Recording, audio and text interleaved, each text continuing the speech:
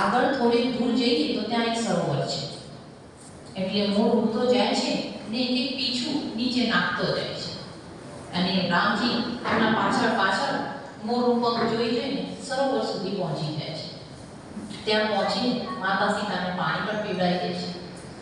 ત્યારે બાજુમાં જુએ છે તો જે મોરે અહીં સુધી લાવ્યો એ મોર ત્યાં મૃત્યુ પામે છે, કેમ કે એના બધા પીછા ખરી જાય છે. એ સરોવર સુધી પહોંચાડતા એ મોર પોતાનું જીવનું દાન આપી દે છે.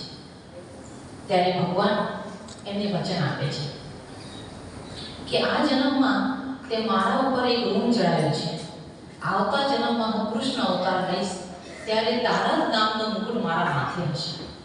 તો જો જગતનો પાલનહાર ભગવાન પોતે શ્રી રામ ભગવાન જેવા ભગવાન ઉપકાર ના ભૂલતા હોય, આપણે તો માણસ છીએ. આપણે જન્મના સાથે જ આપણા પર કેટલાય લોકોનો ઉપકાર હોય છે, કેટલાનો આશીર્વાદ હોય છે, ત્યારે આપણો જન્મ થાય છે, ત્યાં માનવ દેહ મળે છે. તો આપણને આ બનેલો માનવ દેહ સારી રીતે આપણે એને ભગવત ભજનમાં લગાડીએ, પ્રભુની ભક્તિ કરીએ અને ભગવાનને એક જ પ્રાર્થના કરીએ કે અમારાથી કોઈ સારું કામ કરજો. આખા જીવનમાં એકાદું સારું કામ કરી નાખીએ તો બહુ છે. જેમ મોરે આટલું સારું કામ કર્યું એટલું તો ના કરી શકીએ, પણ એના રજકણ જેટલું કામ કરી નાખીએ તો આપણો તો ઉદ્ધાર થઈ જાય. તો પ્રભુને પ્રાર્થના કરીએ અને સાથે ભક્તિ કરીએ. જય મહારાજ.